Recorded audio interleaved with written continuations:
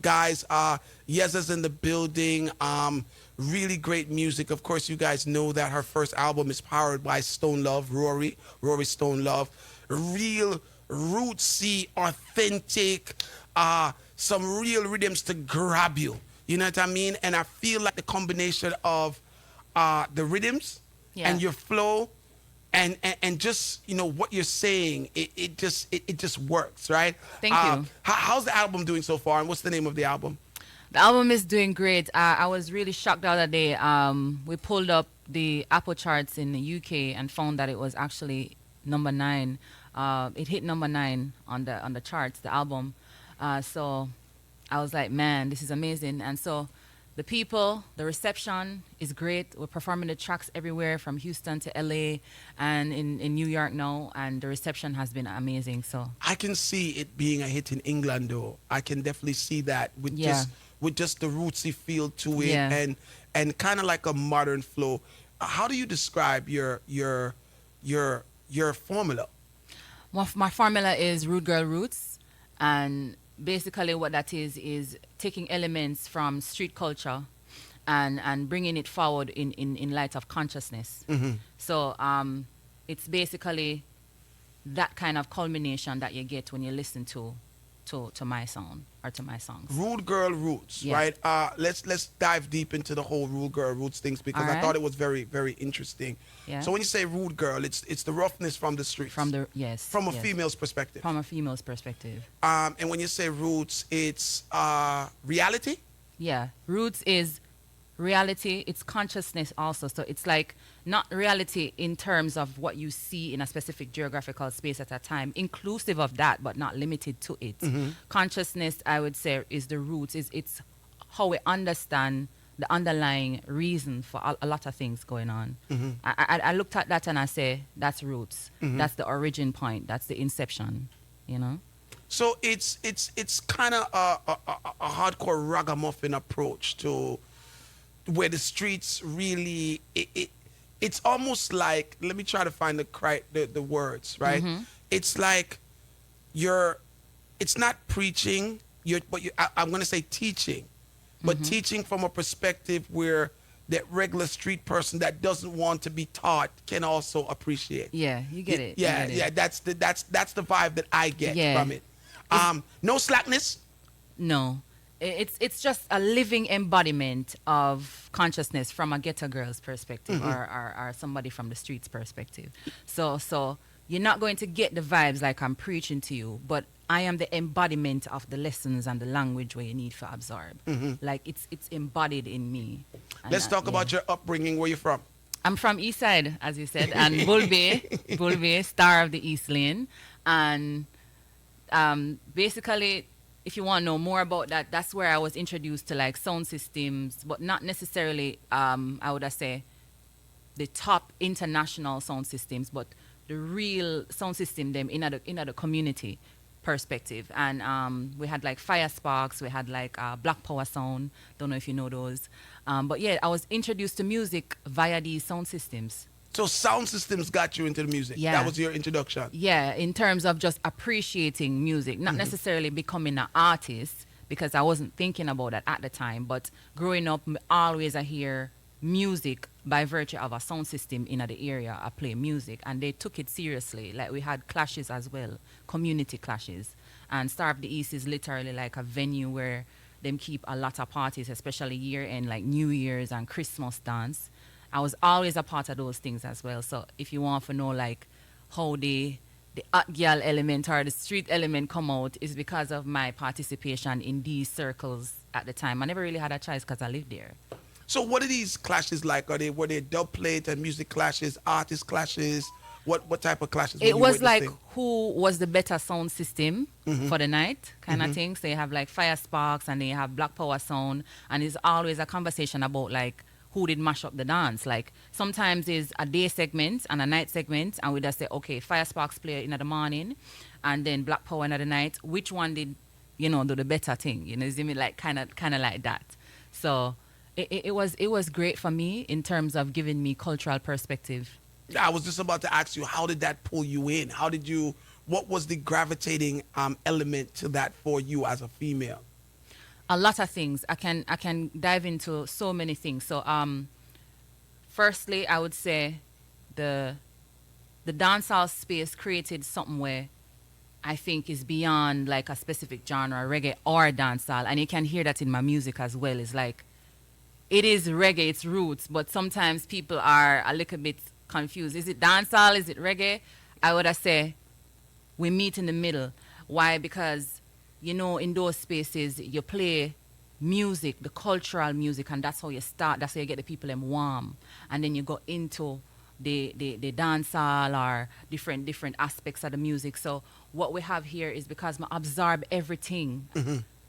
It also comes out in my sound. So you are a true student of the dancehall space. Exactly, not the necessarily genre. The space Yeah, is where yeah. you gravitated to and got your understanding Yes. of the wider perspective of the music. Exactly. That's extremely interesting for a female.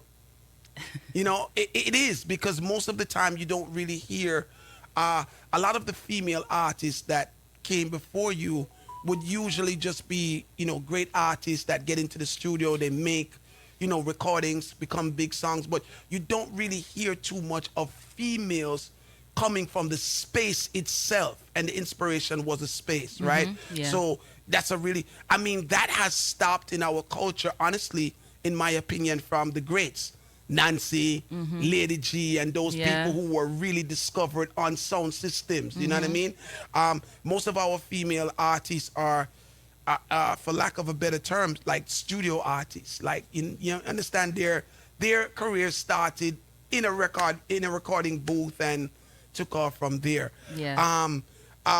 What was the dynamics of this whole sound system experience to you? How did you get involved? Did you just only go to the events, or did you start performing at these events as well? Never performed in those spaces. It was more like absorbing what was happening, and then later on when I actually stepped into music, that's how I realized how much it influenced me, even without me being on the mic. You understand? So like I just the whole dynamic of the space, the fact that we have to get dressed, putting on your best outfit when you go down a town, go shop, your friend them, your crew, we roll out. We understand, say, yo, we're juggling time now. You understand? Them a warm up the dance. We understand that. And enough of the time them, in other segment there, we would go look for a little spooky down the road, we'll a little chat, you see me? And then we come back up, the dancehall start, and the real hit songs them like dancehall would have start at that time. So I think it's really the energy more so that I took from it, the energy and understanding how the culture work, understanding how we bridge dancehall and reggae together and make them come together. When you create your music, do you have a thought of where you want that song to be placed in the dancehall experience? Like, you speak about the early part, the middle part, and then hot part of the dancehall. Yeah. What do you make music for each segment, or do you make it just to be played in one segment, or do you think of that at all? I don't think of that at all, to be honest. I kind of just go off of what I feel and channel that through the rhythm. So like, there's a song on my album called Edge Control, and it's really I talk about that kind of energy there when we are get ready, how we put on. I don't know if you know these things, but we women, we get ready, and when we get ready, we do a little tete. What them call it? Titivating. A long time when I used that word there, but it came out in that song. But because the rhythm and the instrumental was also speaking to me in that sense, so I don't think about where it may fit. I just think about the energy at the time and just channel it. 8 Rude Yes. Girl Roots Yeza from the East is in the building. Now, Star of the East, from what I'm understanding, well, I know it's the name of your album, Yeah. but it's a venue.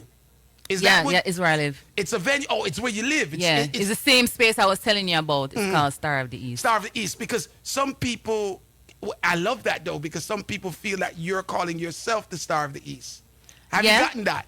Yeah. Yeah. So was that what your intention was, to kind of play with it a little bit? Not really, but I knew what the assumption would be by. So according is to it some like just people. paying homage to where you're from? Yeah, the whole album is rude girl roots. Everything is inspired by that space. Yeah, and the perspective that I developed from being in that space.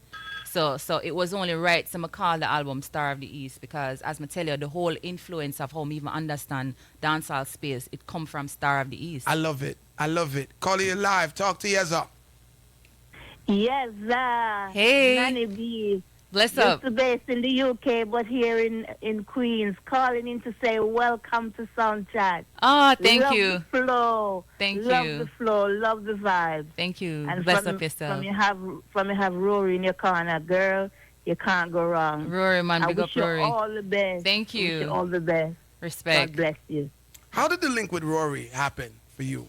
A performance. I was performing at a venue in Kingston, and he was at the show. And after the show, he him link up. Him didn't want to work right away. So were you recording before Rory or no? Yes, I was. I was always recording. You was always recording. Okay. Well, how long did you start recording? Well, not always recording. My first single came out in 2018. That was Everything Is Irie, out of Calibud Studio. Okay. That Yeah. would which Calibuds is it? Bobby Digital. Bobby Digital's son Calibuds, right? For those who don't Yeah. understand, who recently passed, of Yeah, course, right? rest in peace, yeah. So you were working with Cali. That's a good thing. That's Yeah. definitely a nice thing. Did you guys get some good music out of that? Actually, we only did two. We did Irie, and we also did Naga Agi, which was on a cut of the Stagalag rhythm. How did you link up with Cali?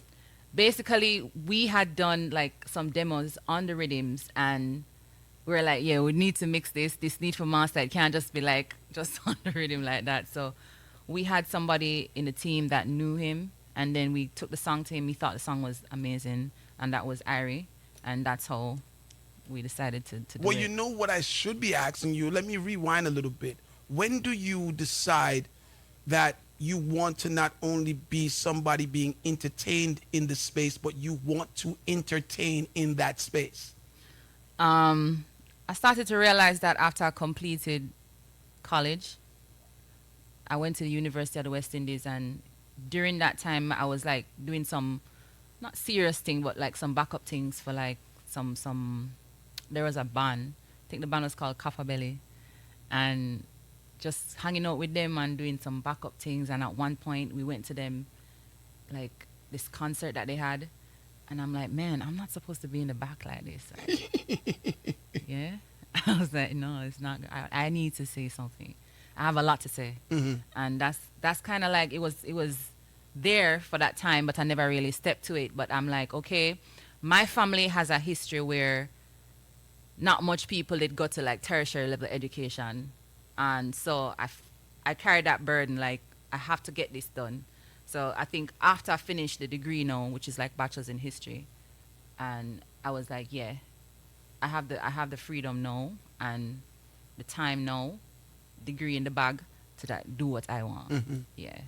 And you just decided that instead of being in the background, you're going. Yeah. And how did you make that transition? It was there was no path. You left the band. The band actually never did go out with nothing still, you know. To be honest, them never did go out with nothing still. So them did after graduation, them did split up in some different parts. I was like, yeah, all right, this is not working. I went to my room. My room is like where me decide everything big. And I'm like, yeah, how am I gonna start this? I don't know how, but I'm just going to start. And Jamnesia, it's literally in Bull Bay, right around the corner, like 5 minutes from me, and they do live music every Saturday. You can just go and just do an open mic. So that was just like my first thought, Jamnesia. And then I started to do like some Saturdays, and then I called this videographer and I'm like, yo, record me while I'm performing. And he did some recordings. I put it on YouTube, and actually that's how I found Travis, which is now my manager. Yeah. So I just took a leap. I never know exactly where to go or how to start. I never had any blueprint or anybody to What show was the me. reaction at Jamnesia? Was it encouraging or Yeah, did you it have was. to? It was, but like when I look back on them tapes, I'm like, nah, You come far away. yeah. When do you get the buzz? When does the buzz start? Does it start before Rory? Does it start after Rory? When does that start for you? I I don't know exactly, to be honest, but I know one of the peak moments for me, based on what I could see, is is it because I'm black, which was Rory, um, and also organic Roadrunner now. So those are some of the highlights in terms of the peak, in terms of just not just locally but globally. Organic was the first time you came on my radar, and I think it's the first time you came on a lot of people's Yeah, radar organic as is well. definitely a peak. Yeah, Right? it's definitely a breakout, one of your breakout songs, For right? sure. The song was doing really, really well, and then I realized that you also ended up getting Patra Yeah, yeah, on yeah, it as well. yeah. Talk to me about that. It was pretty organic when Patrick came on. Mm-hmm. Yeah, yeah, yeah. And so we were at what is it called? Kuya, big up Kuya. They invited me to a fashion show, and when I got there, I realized Patra was on the show as well. But let's backtrack a little bit. Before that show, on social media, everywhere where I posted organic, everybody was commenting under the post saying that, yo, this is giving Patra vibes, this is giving Patra energy. Is she like related to Patra? Like they were just spamming, and a lot of them were tagging her. So we got to the venue now, and I finally get to talk to her. She's like, "Oh, you're the organic girl." She said crazy people have been sending her the video, and so she was familiar with the song. And I think somebody, I don't know how it came up, but somebody was like, "Yo, we need to do something." You need to do something Yeah, together. yeah. Is it a coincidence though that people were reminded of Patra?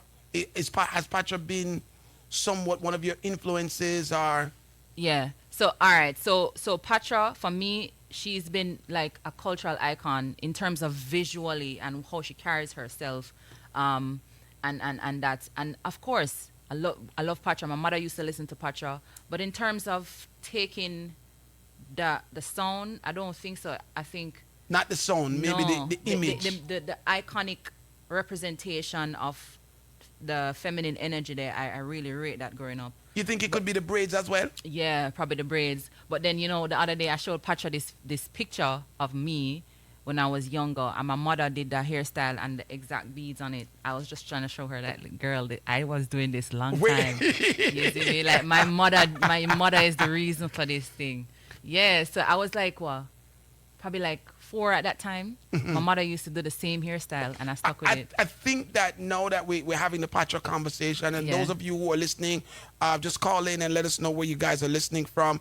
I can see where the organic, because I was looking at the organic video when it came out, and now that you speak, it give a Patra. It's not Patra's music. Yeah, it definitely Right, gives it's- Patra yeah, vibes. but it yeah. give off that Of vibe course. there of a Patra. Of you know, course, she's a legend, and I feel like whether indirectly or directly, she's gonna influence Right. to some extent. Yeah, but for it sure. wasn't your intention. It just happened No. organically. No, I wasn't thinking of that in the time. I never thought that those references would come up. But I understand it. Yeah. She embraced you and you embraced her Of as course, well. yeah. It led to you guys doing a combination together, a remix of Organic. Yeah. What was that whole situation like for you? Amazing. I mean, Patra come round and shooting the video with her and everything. Yeah, it's just like I get to work with legends and legends and legends. I feel like since I come out the block, I've been working with legends. Like from even Irie with Calibod Studios. Like a part of me is like, do I deserve to be working with all these heavy hitters as a newbie, fresh out the block, especially back from Irie time? But I feel like it's resonance. They feel the energy that I'm coming with, and they appreciate it, and I really respect that, and I'm grateful. What did Patra feel about Rude Girl Roots? She loves it. I feel like she thinks a lot of what's going on now. When I talk to her, she doesn't really resonate, I would put it, with a lot of what is going on now in dancehall space, especially from the female perspective. So she really encourages me. She's like, yo, you come in, you bring in the sexy and that, but you're keeping it classy. She told me that verbatim, and I think that is what she represented. That's the reason why I love her too. So she is really proud of me for stepping into that and that lane, and she call it my own lane, because she not see it, in other cases. So It is your own lane. I would agree with her. thank you. How do you feel about, because Patra is saying that she doesn't like what's going on, right? How do you feel about how the females are representing the space now and the genre now? Is there something about it that you may find like not for you, hands off type situation? Um, I'm not really sure how to answer that in terms of, because it's like a general thing. You have like dancehall and reggae female artists. Are you zooming in on It's one usually the aspect? dancehall. Dancehall. Maybe the dancehall. For me personally, I would just answer this from a personal perspective. For me, I feel like divine feminine energy is what I'm about, and where that is concerned is about the balance between consciousness, intellect, and sensuality. So we strike a balance where that is concerned. It's never going to be over sexualized, and it's never going to be over conscious to the point where I neglect that I am a physical entity. So where I strike is in the middle. Anything else is to me an imbalance. So I'll just leave it at that. So it's an imbalance to be over sexualized in your perspective, Or over conscious to the point where you neglect so you have the to find sensuality. That's my perspective. that middle That ground. middle ground is me. That middle Yeah. ground is what works. 718-554-8598 is that number in studio. Yeza's in the building. And it's very interesting because the music for a very long period of time, as it relates to females, a major part of it is the sexy, Yeah. right? Yeah. And we've seen the sexy start to become a little bit more naked, right? As time has gone on, because it is what sells. Yeah. And sometimes it's interesting when you see a female come into the industry that decides to take it another road and still become successful, because it really doesn't happen as much. There are quite a few females who don't do the sexy, but their music is still being rotated, and them still are hold them on. There is some females that dive headfirst into the sexy because that's what really works for them. So it comes down to just your perspective and what works for your music and what works for you. What do you think? I think it's bigger than that, in terms of what works for the music. What I would say is that I believe in universal truths and balances. I think on a larger scale, when we look at what we're doing here on Earth, we kind of have to ask ourselves certain questions about our contributions to the space. And for me, it's all about truth. And when I seek truth, what I found is that there is the principle called divine feminine energy. And what that is the truth of who we are in our fullness. It is not the exploitation of our bodies, and it is not the exploitation of something else. It is showing up in the fullness and the truth of that. What does that include? That includes the fact that we're physical beings, we are sexy beings, but it's not to weaponize that and to sell that. It is to acknowledge that as a truth. And also that includes higher states of understanding and consciousness. So that's why it even ties back to Root Girl Roots. I'm trying to push forth the truth of not just who I am, but a universal truth of who we are supposed to be as women, if that makes sense. Are you looking to open or hoping to open another lane in the music?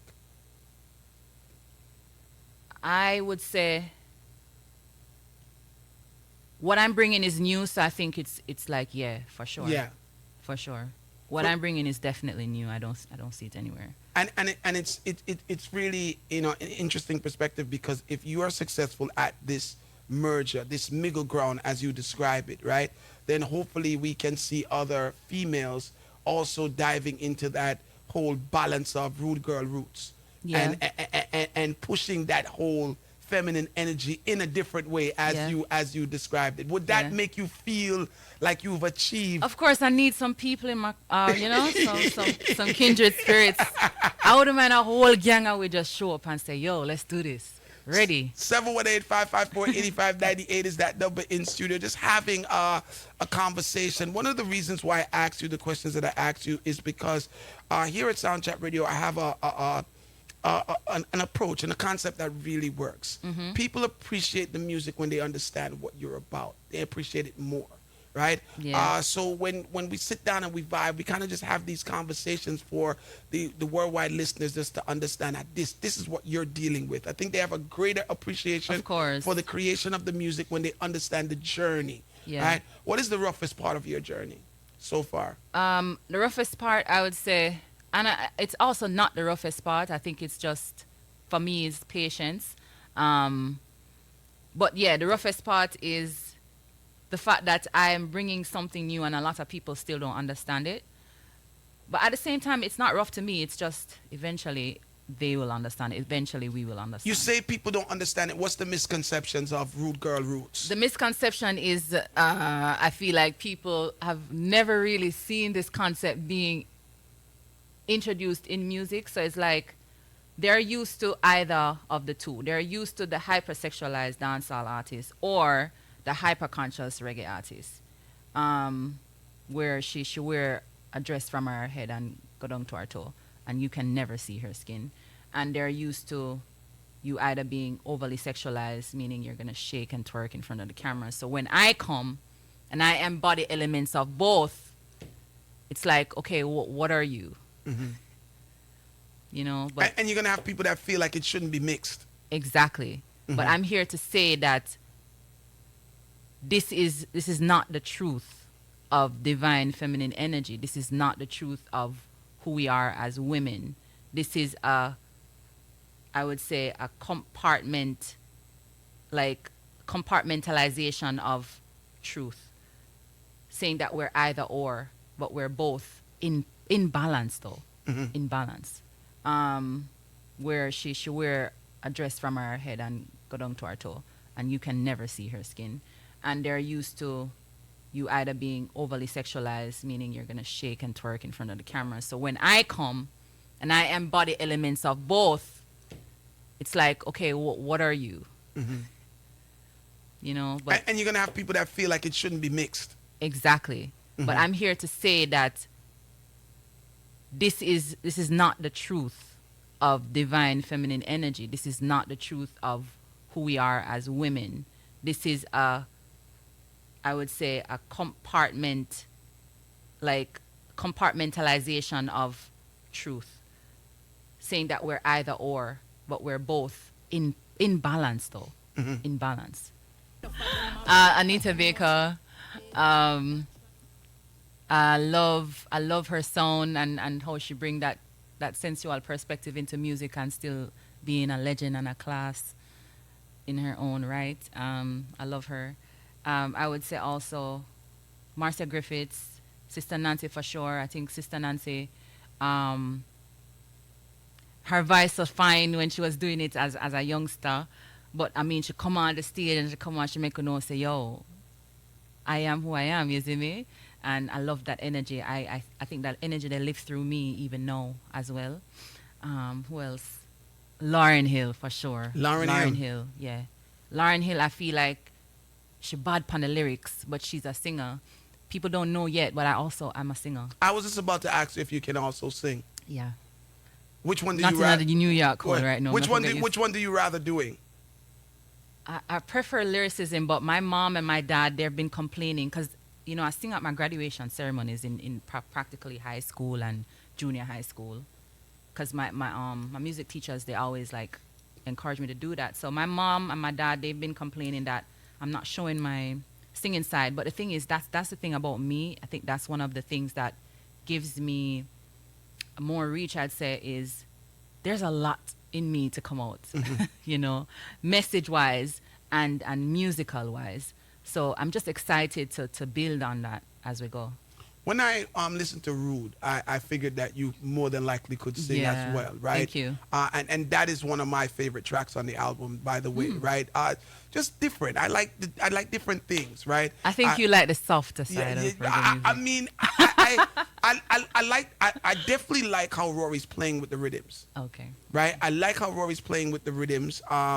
You know, when I listen to a lot of your music, and I said this to Rory while we were in Japan, I can hear them played on big sound systems. Yeah. You know what I mean? Because it's that type of bass line that Yeah. he's definitely working with. And I believe that you're a true natural talent, right? Thank you. When I heard you, of course I heard the organic and those songs. I'm like, all right, she has a nice concept, she has a really good flow. But then when I heard Rude, I was like, okay, I think she can sing as well. Didn't have the conversation with Rory, but now that you're telling me that you can sing, it's really not surprising to me, absolutely at all, right? Yeah. I definitely want to have more conversation about Rude Girl Roots because I want Of people course. to understand what it is that you know Yeah, for you're sure. trying to introduce. This whole concept of not having, as a female artist, not having to pick left or right, but being Yeah. able to exist in the middle and Yeah. have a perfect balance. Yeah. Let's speak a little bit more about that. I think that's really important. All right. So I would say what inspires Rude Girl Roots for me is truth. And all right, so let's step outside of music and look at who we are right now as people in this space and in this time. What are we here for on earth? You know, what's the purpose? And I think when we ask that question, it brings us closer to truth, and then we have to look at ourselves from the lens of man versus woman. When I look at a man, what I'm expecting from him outside of music, in any case, is to be a presence, a force to create structure and to bring forth protection, in a sense, in a space, in a this earth space, right? As a woman, remember, outside of music, just generally speaking, when we strip down everything, she's a nurturer, she's a force where come for nurture, but also to acknowledge if there are any follies. You see me? She can see. She is the bridge between here and the other realm, the other side. She is that bridge. So when we look at that now from the lens of music and Rude Girl Roots, right? We cannot be exploiting anything as nurturers, but we also have to show up in truth. One of the things of feminine energy outside of music, once again, is how receptive we are and how magnetic we are. That is through musical lens now what people see as the sensuality, what people see as the magnetism, the allure of a woman. So that is not something that we should shame, none at all. But at the same time, it doesn't stop there. We are the nurturers, we're the gatekeepers. So that now it means you need to be aware of what is going on. You need to be conscious to certain levels so you can discern. So through the music, I am nurturing a specific thought of wholeness, right? From the perspective of a woman, and also hoping that men and anybody else can see that, feel that, and remember the truth of who we are, the truth of why we even come here, the truth of what we're doing. Because a lot of people, I think, we separate with jobs, with careers from the essence of who we are and what we're here for. You know, like, I don't think Earth is just this playground where we can just do anything and not have repercussions, and say anything and not have repercussions. I take this seriously. And I think that is what Rude Girl Roots is. Those are the thoughts and the understanding behind Rude Girl Roots. It's presenting to the world the truth of who a woman is supposed to be, the divine feminine energy, the balance of nurturing sensuality and also raising consciousness in this space and time. It's not to shun any aspect of us that is really, truly who we are. And I think that is what's happening in reggae versus dancehall. It's an imbalance on both ends, I believe. So I'm here to reintroduce what I would call the truth. Let's talk about that imbalance, because this is a major conversation, the imbalance, right? What do you think that, that imbalance, how do you describe that imbalance between dancehall and reggae? From a woman, I would say the woman is either expected to be very sexual in dancehall space, or very conscious to the point, in reggae, very conscious to the point where you don't even know that she is like a woman. Like, you might as well look at her and be like, yeah, she can pass for any man. 'Cause So, she just, if you're if you're a reggae Yeah. artist as a female, You're right, expected you're expected to to- present yourself in a different way, meaning very, that I would say very it lean into masculine. very masculine Yeah, energy. yeah. You get me? Because militancy. militants, very Yeah. masculine. Yeah. You understand? And in dancehall, it's the exploitation of feminine. And the minute, this is a really great conversation, guys, and I want you guys to really listen to this because there's examples of what Yeza is saying, right?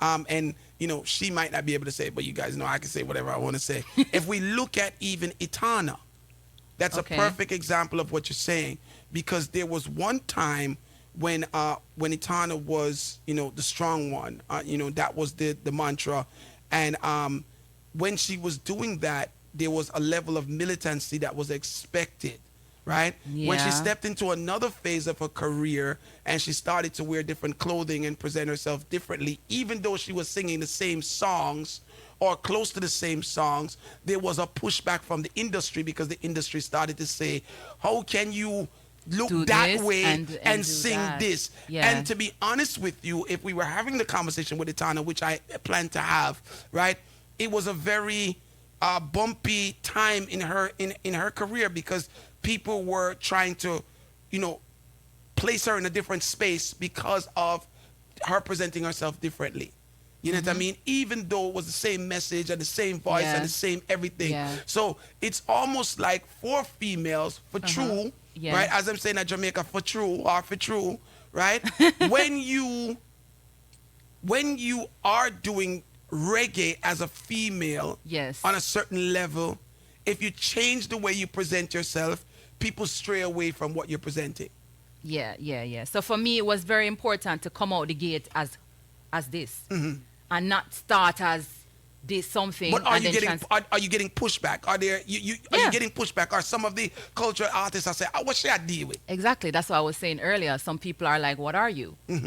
You know? But what I'm happy with is that I come out the gate being who I am. I never come out the gate trying to fit into a mold. And I think that is where now people can start to question who you really are. They can start to question if you're putting on a show, if you're real or you're fake. I think one of the things that I can live with and sleep good at night with is the fact that even if you don't understand, you can't say, me did I put on a show. I came out the jump This is as who I am. as who I am. And you know what fixes this whole people doubting and this whole negative energy? Hit songs. Yeah. Hit songs. Yeah. I mean, guys, this is just my opinion. I mean, I've been in it for quite some time. Hit Yeah. songs fix everything, right? So once they see that people are also adopting to Rude Girl roots, Yeah. right? It becomes a little bit more acceptable, and people who course, frowned yeah. upon it will now look at it and be like, oh, maybe I should. Because if you really think about it, right, and it's unfair as we jump from gender to gender in the sense where you have, you know, cultural artists, Rasta artists, that they're allowed to step out of the box and not be judged for stepping out of the box. At one point in the You do have a few of them, yeah. Yes. At one point in the history of, you know, our music, stepping out of the box was a no-no, right? You could Yeah. not do it. I don't know if you are familiar with that Yeah, period yeah. in time. So if you were a cultural artist, you're a Rasta artist, you step out of the box, it's a no-no, right? And then as the period has moved forward and different generations have taken up the music, we start to see where an artist will defend this, but then he might drop 2 or 3 lyrics that is saying something totally different. Image is the same, but it's saying something totally different than what we would usually expect. And then all of a sudden, after the songs them started to hit, the whole stigma kind of disappeared. So Yeah. I definitely understand. Yeah. It's a very interesting perspective, and the Yeah. challenge that you're up against is just a no challenge. It's not going to be a everyday challenge. I definitely see your point. So you're saying that once the artists then move forward and still create these hits and still have But the we see- people we them see it laugh. already. Yeah, we see it. Like We- people brush it over. You're not the first to do what you're doing, Yeah. You're the first female to do what you're doing. I just want you to really understand that if you look back, there was no Rude Girl Roots. There was no name for it. But we've had cultural artists in the space that went against the grain, got chastised for going against the grain, and when the music started, people are like, you know what? Change your mind. It's not so bad. It now becomes under your breath, like John Norm. I can't believe him do that, but they work with it because the songs are now being popularized. I just want to make one distinction though. So I'm not sure if the examples that you're referring to are people who did something that was universally negative, like maybe like celebrating violence or trying to put violence in a way where it's glorified. I don't know if that is, but for me, that will never be the case. I will never use my platform to go against, in the sense where I am preaching about something that I know is going to lead to the destruction, because that can never be the truth when me actually purport and try to put out there. So that's the only distinction that I would say. That's interesting as well. So there are certain subject matters that you're just not touching in your music at all. No. Nice. Can you tell us that before I go to another track? What is it? I'm never going to encourage nobody to shoot nobody. You're not a gun thing. I can recall an example that you're maybe that's what you're talking about, where somebody might have encouraged you, like, yo, we're gonna shoot up them boy there, or whatever the case may be, as a conscious artist, right? I think that is like when them go back on them consciousness, like them I say, yo, we're a bad man. You get me? What I'm saying is, I will never do that. I will never encourage people to do something that is negative. The only thing that I would do here is to show people a version of womanhood and femininity where them probably feel like is negative, but it is not really. It's the exploitation of it that is negative. Such as sensuality or sexuality. I love the conversation, guys. Yeza's in the building. I want you guys to figure out how her brain works, where the music is coming from, what she plans to bring to the industry. Her whole concept and approach is brand new. It's something that we've never seen before. I love the story behind the music, and I also think that she's definitely onto something. She's breaking down the wall to create a level of balance, to say, well, I can exist as a female artist, right, in between. I don't have to be, far left dancehall. I don't have to be far right cultural. I can dwell in the middle there and still find a comfortable space for me to make good music. And I think many of you will agree, once you kind of understand the concept. I do hear the pushback, though. I'm going to be honest. I do hear the pushback. I'm here for it, I really wanted to talk to you because I know that you must be hearing the pushback as well. I'm here for it, guys. I'm here for it. The artist don't know what she do. What she talk about, rude girl? You can't be rude and rude same time. You have to pick one. You know what I mean? Or the next one, right? But it's also the same thing again in the industry when we had somebody like Munga. When Munga was known as the Gangster Ras. It was the same kind of conversation, like, yo, you can't be Rasta and be gangster at the same time. And then after a while, it kind of melted away. Turn up your radio. Tell them Johnny line, we a give a style. Vegas skipping out the line, we a give a style. Dance all ever nice, was a little wine. None of them you never spoil, never minimize. Look how me save your little time, drop it like a lightning. Couple bars and a little rhyme, Broadcast like a satellite. Ever hotter we a shine like a cooking aisle. Them never know us, so we're generous. Put the bill on us, you not forget fussy for us. Come on, east side for the syllabus. And anything with them a claim for bus, we shall leave us. Switch it up, we never hope for them and not on us. Foreigners a come and said them want a shot of us. We're telling them for drop the copyright, no want a shot of us. Get a glamorous, we juke them like a macabush. Rhythm we chopping up, so never turn your back on us. And when the youth them stop in your back, you think again the cuss. Never pressed about the trends, we get no flashy look. And when we step out with the crew, the mountain neck a broke. Flexing meticulous, so check out the curriculum. We're stacking like the Jeffersons and on a plan for circle down. Naturally with my beads and my twist long. Big up east side girls with the big bomb. Big up UK, soon touch a England. Visit me mother with the keys to the kingdom. Just a try go me plants and me income. That mean was 6 lost still a fling dong. Zing fence still a beat in a Kingston. Tell them Johnny line we a give a style. Dance all live a nice, was a little wine. None of them you never spoil, never minimize. Look how me save your little time, drop it like a lightning. Couple bars and a little rhyme, yeah. Broadcast like a satellite. Ever at a we a shine like a cookie Nile. Inna the place like a pretty light. They must say me full of rhyme like a gigabyte. No, you're not gonna see your dream if you no visualize. Who they say me not gonna make you give me little time. Some of them can't tell me nothing about the struggle life. The pressure of it bust the cold before it turn a diamond. Skin bright like a melanine. Black queen pon the throne, some of it gonna lie down. Some of it gonna lie down. Gotta big up to Wise One. He just bought the album and she says Chin Shibad. Big up to Wise One. Thank you so much. Anybody else that just buying the album, let me know. Somebody said Chin Shibad. I love her vibes. The female artist them is doing really, really good. We complain about the music all the time coming out of Jamaica and said, "Chaw, now I really go on with nothing." So when we find an artist that, of course, is doing well, we want to encourage them and let them know, say, yeah, they're on the right path, right? Yeah. Is there any surprise, like, are you surprised that people know the music? Are you surprised that they don't know all of the songs? What is your experiences like so far? Honestly, the surprise for me is like everywhere I pull up, there are people who they know me from social media.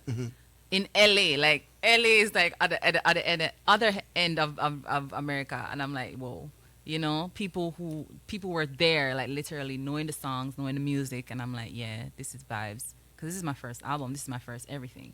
Big up to Sugar. She just bought the album as well. Man, Said the big album up. bad, right? The soundtrack people don't play, man. When they hear good music, they're gonna grab it right Yeah. away, right? That's Big why up. the artists them usually come here and just sit down and hold a vibe. And of course, for us, I just believe that once you start to tell the story and describe the journey, and we can understand the pain and the fun and the success, it connects us a little bit more to the music. For right? sure. I agree. And I don't think that artists spend the time sometimes to just sit down and just have the conversation. It's kind of like, yo, here's my new record, and them gone through the door. Yeah. Here we just kind of hold a vibe and have some great conversation. Yeah, the name Yeza is roots. You see me? It come from the continent, Africa. It's inspired by Swahili, which is like one of the most universal languages upon the continent. And but the original name is Yezambique is the full name. But I figured like Jamaican people now gonna pronounce that. Jamaican people stumble over Yeza, so imagine Yezambique. And so I shortened it. But very, very interestingly, I found out from a South African producer. His wife was at the studio. We were doing a track together, and she said that there's a direct translation in South Africa. So I recently jumped on that, and it means the bringer of medicine. The bringer of medicine. So the music is the medicine? Yeah. Nice. Have you been to Africa yet or not yet? No, but we're in for talks. me? Possibly. Because it's like, I'm a very spiritual person, and I do believe that once I followed my internal guidance, my intuition, that I'm on the right path. And I'm feeling that right now. So because of that, I have confidence in what I'm doing, not because of my brain, but because of my intuition and how I feel like this is just ordained for me in terms of the path that I'm traveling right now. And that has revealed itself to me in many ways, many silent moments of sitting by myself, hours and hours, meditation, all of that. So because of that, I do have quiet confidence in what I'm doing. But at the same time, it's like when people receive it, it's still surprising for me. It's still surprising for me because it's like, wow, like this is really happening. I remember after the SOBs, I had like tons of messages on Instagram. Like people are say rude girl, them never say rude girl, them say yo rude girl rude, say come on mash up the place, and I'm like yeah. Funny enough, it's not exactly St. Thomas, it's St. Andrew, but it's literally close, so I understand why people. I mean, on one east side same way, but it's actually geographically St. Andrew. What is it like for you now that you go back home? Are people like feeling this whole big love for you because you're basically advertising that whole community, putting it on the map?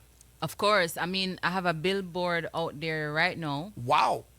It's huge with the album cover, and like the man them did help we put it up, and I have the shop, the man who have the shop from small, him collect, just the other day I passed in him shop and him collect all of the newspaper where him see me, you know. He saw him collect the Star, him did have the Gleaner, the Observer, and all of them I made an appearance in them, and he collected all of them and just have them in the shop. Him know you from a little girl. Yeah. What so that's the vibe. It's like, what about the artists them? What about the St. Thomas artists? Is anybody saying, or that hasn't happened yet? no, not really. You're not getting that I haven't embracement really, yet? yeah, I haven't really touched base with much of the artists them from that side, to be honest. But I mean, in due time. Is there any artist that you've touched? It's kind of like you're doing your own thing. Do you mingle with the other artists at all? Of course. So like people who I collaborate with, like Patra, you see me, Azza Lineage, you know. Azza's wicked too. Yeah.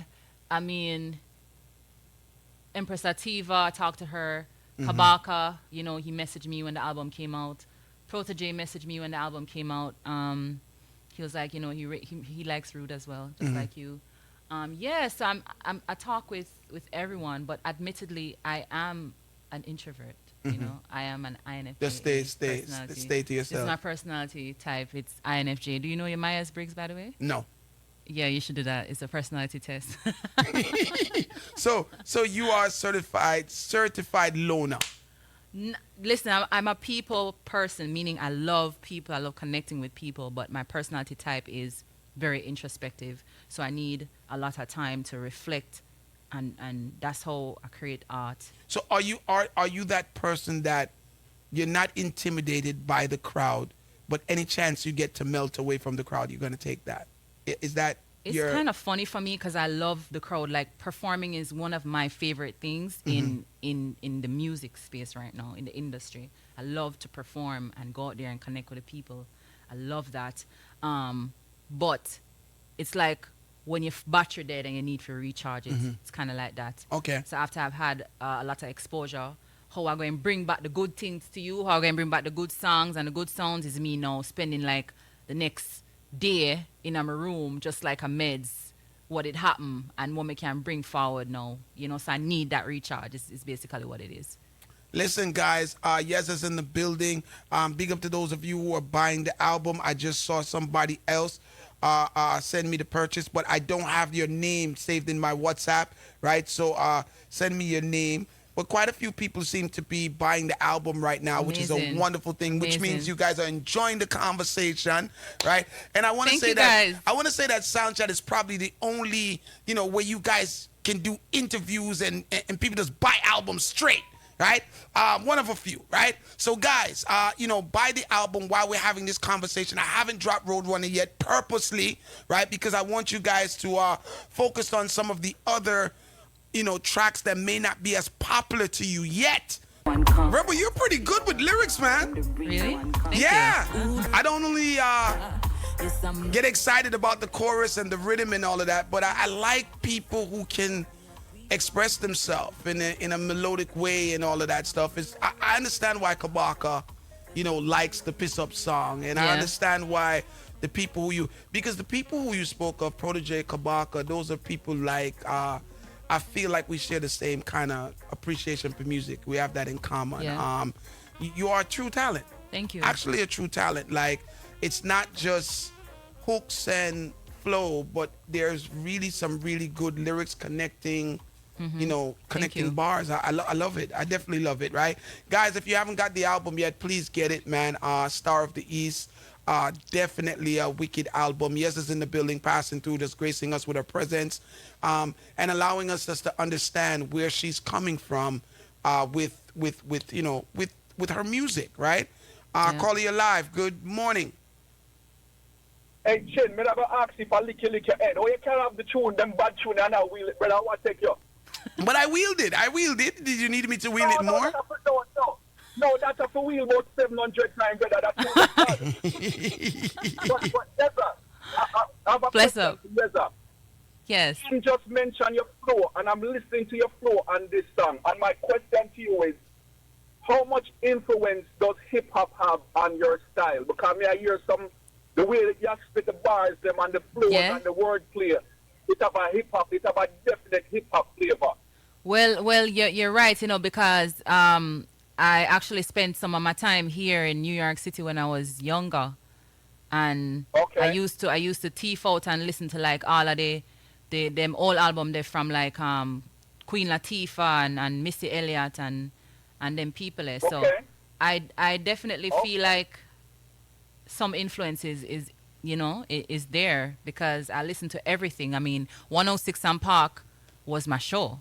Yeah. You know? Okay. Okay. I want Yeah. to hear it. I definitely hear the flow. And you know, we talk about Rory being a bad selector, but Rory has shown himself to be of a man, of an ear and an eye for talent. In bad. Yeah. Give thanks. That means that you think I'm a great talent, so that mad respect. You're bad, man. You're bad. You're bad. Thank you. All right, respect. And of course, shouts to Rory Stone Love, man. Big up, Rory. Being able to motivate, this is just a natural thing. I don't know why a lot of people don't, a lot of selectors don't take advantage of this, right? If you're in a dancehall space every night, by profession, you start to understand what motivates your audience, right? And you know how to trigger reactions from your audience. So what Rory has done, which I think most selectors should do, is just create things that they know that the audience will definitely be triggered by, right? Rory's making some wicked rhythms, and of course, every time I hear Rory's creations, I think about the big sound, and think about how they would sound if you were to hear these Yeza songs on a real speaker. big sound, big speakers and stuff, man. It was definitely a pleasure having you in studio. Great conversation. A pleasure We being sold here. a couple of albums as well, which is always a really wicked thing. Shouts to those of you in the chat room as well. That's giving the energy. And it's like the people who are on my WhatsApp don't want you to leave. Big up to Scully. He just bought the album too, right? So people are definitely buying the album, and this is what it's about, guys, right? It's about for the artists, the message that we're sending here at Sound Chat Radio, of course, is to sit down and talk to the people. Let the people understand, your perspectives and your morals and just who you are, because it helps them in their decision of appreciating and supporting you.